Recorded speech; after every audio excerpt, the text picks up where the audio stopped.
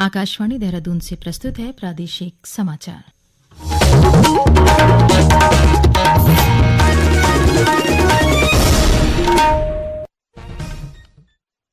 पहले मुख्य समाचार। आज विश्व जल दिवस है। प्रधानमंत्री नरेंद्र मोदी ने कहा, जल सभ्यताओं की जीवन रेखा रहा है और भविष्य की पीढ़ियों के लिए इसे संरक्षित करने की आवश्यकता है। मुख्यमंत्री पुष्कर सिंह धामी ने कहा, राज्य सरकार प्रधानमंत्री के विकसित भारत के संकल्प को ध्यान में रखते हुए सेवा भाव के साथ कार्य कर रही है। केदारनाथ यात्रा के लिए आज से घोड़ा खच्चरों की स्वास्थ्य की जांच और पंजीकरण शुरू। और चंपावत जिले के मां पूर्णागिरी मेले में प्रतिदिन हजारों की संख्या में श्रद्धालु माता के दर्शन के लिए पहुंच रहे हैं।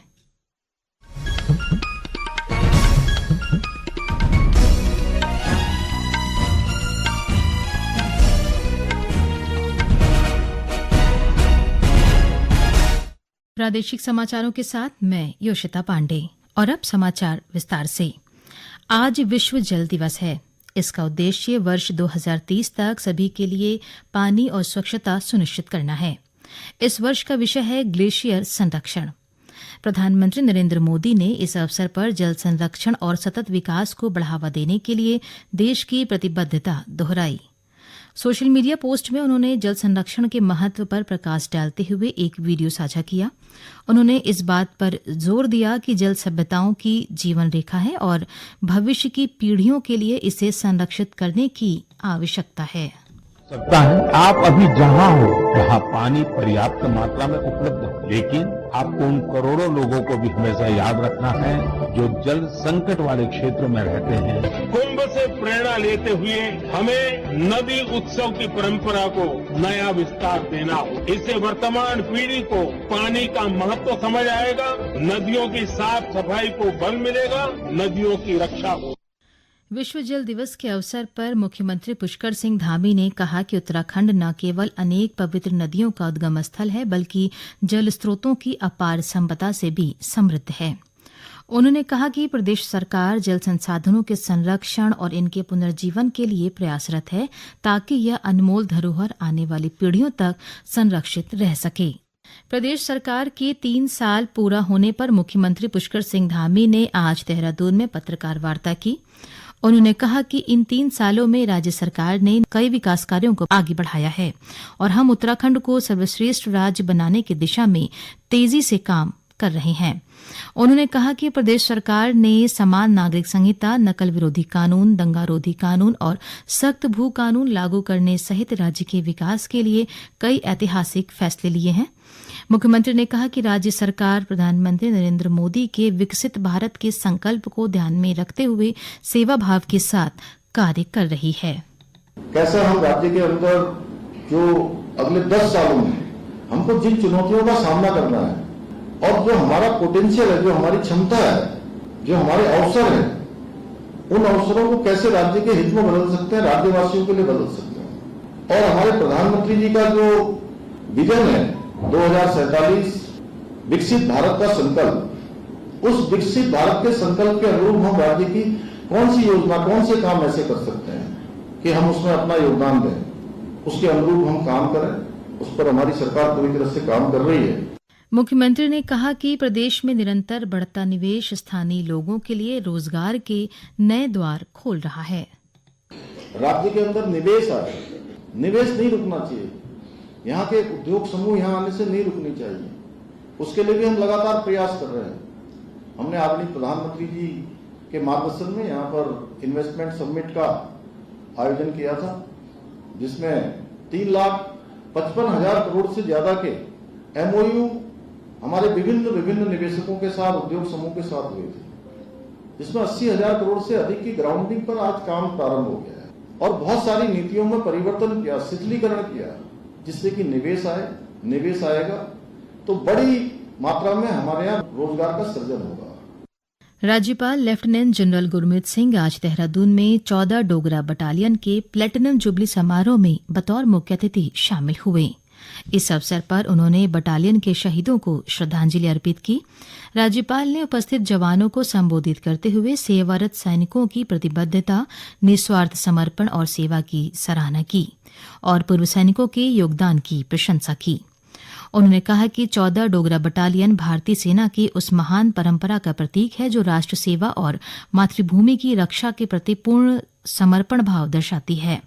यह बटालियन न केवल सीमाओं की सुरक्षा में तत्पर रही है बल्कि आतंकवाद विरोधी अभियानों और राष्ट्रीय आपदाओं में भी अपनी महत्वपूर्ण भूमिका निभाती आई है। इस अवसर पर राज्यपाल ने सेना डाक सेवा कोर द्वारा 14 Dogra battalion special day cover का विमोचन किया और बटालियन को स्मृति चिन्ह भेंट किया। ये समाचार आकाशवाणी के देहरादून केंद्र से प्रसारित किए जा रहे हैं। ताजा समाचार के लिए आप हमारे सोशल मीडिया एक्स व Facebook page Akashvani news Uttarakhand को फॉलो कर सकते हैं।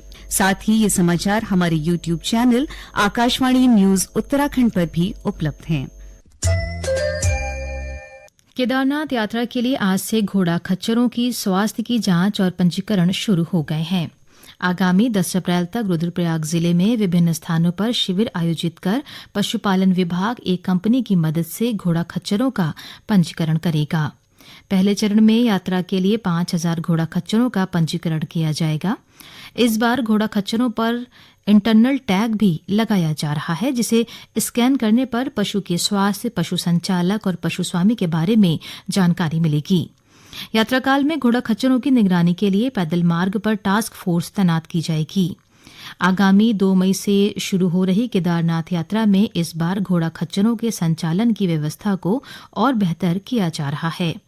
ओखीमठ ब्लॉक के पिठोरा में पशु जांच और पंजीकरण शिविर की प्रक्रिया शुरू हो गई है। शिविरों में घोड़ा खच्चरों के स्वास्थ्य की जांच के साथ ही बीमा किया जाएगा। साथ ही घोड़ा खच्चर के स्वामी और संचालक की जानकारी भी पंजीकृत की जाएगी।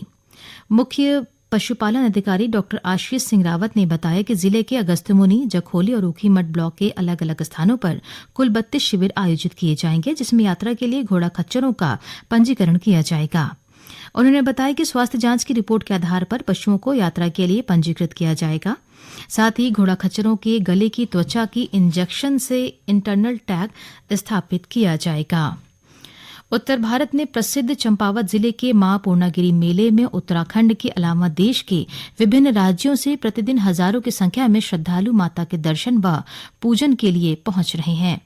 श्रद्धालुओं की भीड़ को देखते हुए 3 स्थान पर अस्थायी थाने खोलने के साथ ही भीड़ नियंत्रण को लेकर जगह जगह बैरिकेडिंग की व्यवस्था की गई है।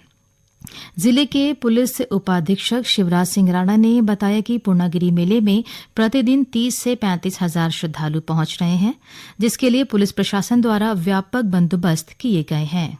मेले में 3 अस्थायी थाने खोले गए हैं। इसमें सबसे मुख्य काली मंदिर है, जो मुख्य मंदिर के भीड़ को नियंत्रण करना। वहाँ हमारी ITRF की टीम है और फायर की भी टीम रहती है। उसके टुन्यास में जो 3 किलोमीटर का पैदल है, उसके बीच वाला वहाँ पे हमारी फायर की सर्विस तथा पुलिस बल रहता है कि लोगों को जो है, क्योंकि वो सकरा रास्ता है, कि उनको रोक के भेजते हैं, जैसे सफोकेशन वगैरह न हो। इसके अलावा हमारे 4 फायर टेंडर लगे हुए हैं जो अग्निशमन का कार्य करते हैं, जिसमें भैरव मंदिर में है, ठुलीगाड़ में है, बूम में है और बनबसा में है। तो यात्रियों की सुरक्षा हेतु बीच में गश्त करते हैं। हमारा मुख्य है कि हमारे जो भी श्रद्धालु आए वो सुरक्षित जो है दर्शन करें और अपने घरों को सुरक्षित लौटें।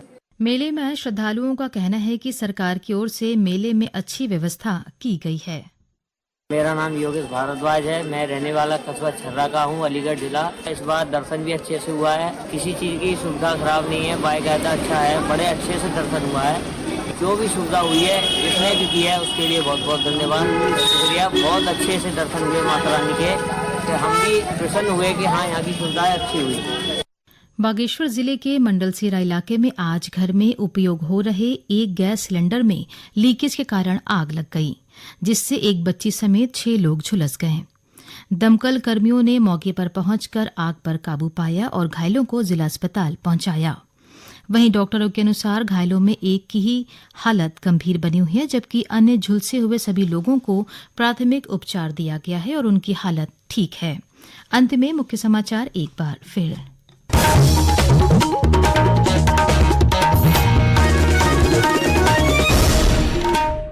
आज विश्व जल दिवस है।